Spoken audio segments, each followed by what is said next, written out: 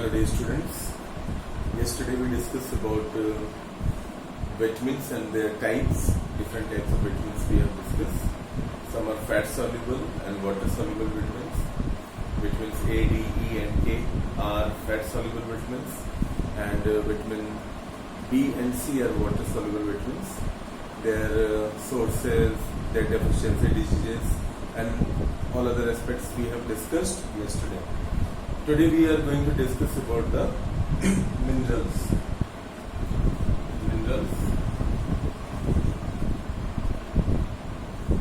Okay. Minerals are also we need in a small quantity. These are called as micronutrients, but these are very important for our life and the way we are dealing, the energy we require. So minerals help to fulfill that source, that things in our life. Okay. So as if I give you example, what is the most common mineral you have observed around you? That is a common salt. Okay, NaCl. So suppose that if you are not taking salt whole day, you will feel lack in energy. You will be feeling little tiredness. So these things are very important in our life, and we should try to keep these things in our daily diet, and that will help us to grow, and that will help us to fulfill our daily requirement. So we are going to discuss in detail about the minerals. Some students have asked me about the book, which book you are following. So we are following this book, Candid Physical Education, Evergreen Publication. So this book you can follow. Last year also you have studied with the same book, same publication. This year also you carry with the same book. Okay. So minerals contain certain elements required by our body, and they are needed in small quantities, as I told you, but they are very essential for us. If you don't take it, definitely we will be lacking in something and will not be having that proper what we should have in our daily life. Essential for proper growth and development of body. Their deficiency cause certain diseases, as they are supplied in the form of salt by various food items. The important minerals required by our body are iron, calcium, phosphorus, sodium, iodine, fluorine, chloride, zinc, potassium and copper. So these minerals we require in our daily life. First of all, we talk about the calcium. Where we need calcium, why it is important for us. Our bones are made up of calcium. Okay. So we need calcium in our body to maintain our bones healthy. We should have healthy bones if we have the perfect amount of or proper amount of calcium in our daily diet. Calcium is an important micromineral. It is required for both bones and teeth formation. A deficiency cause rickets. Rickets means bones and muscles will be not having that much density. They are losing their density. Osteoporosis. Osteoporosis is a process of bones when broken. It can collide and it can be self-healed. So that is osteoporosis. And if you don't have that, we have retarded growth.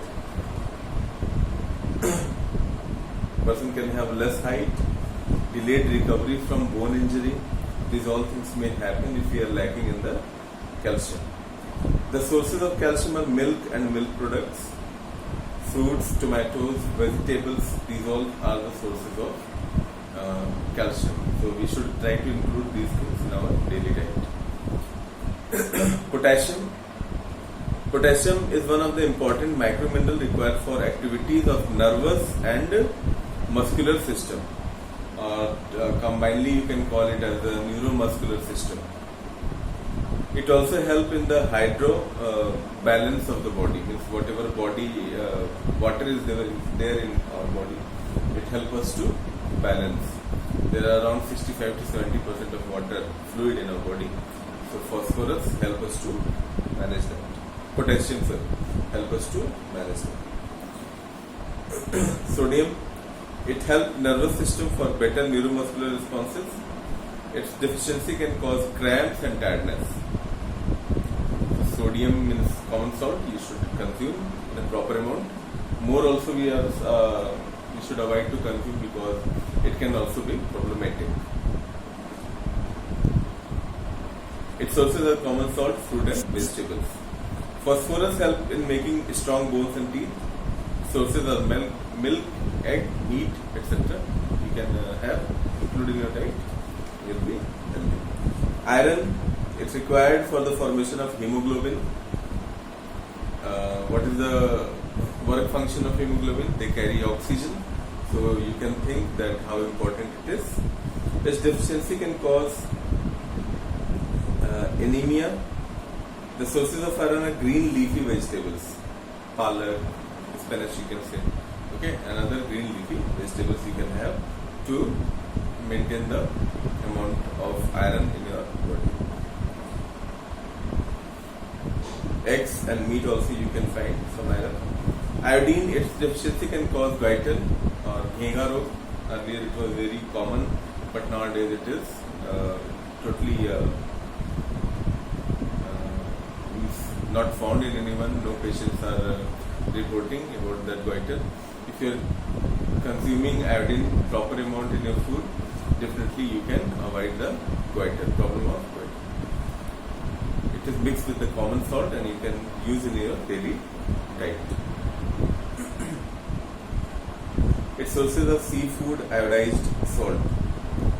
Fluoride keeps teeth and nails healthy. Its sources are onion, spinach and vegetables. And chloride help body to fight against infection and proper functioning of skin. It is found in milk, egg, meat, etc. So these are the things which we have discussed today. Different types of minerals: calcium, potassium, phosphorus, sodium, iron, chloride, fluoride, iodine, etc. These all things we have discussed. Hope you have understood. What is your today's assignment? You have to write about all these: calcium, iron, potassium, phosphorus, chloride, fluoride, iodine, about everything, one line, why it is important for us. Okay, so that is your homework. Thank you. Exercises, whatever possible at home you can do. You can skip rope, you can have jumping jacks, you can have other exercises which I have taught you. So these things you can try to follow at home. So that's all for today. Have a nice day. Thank you.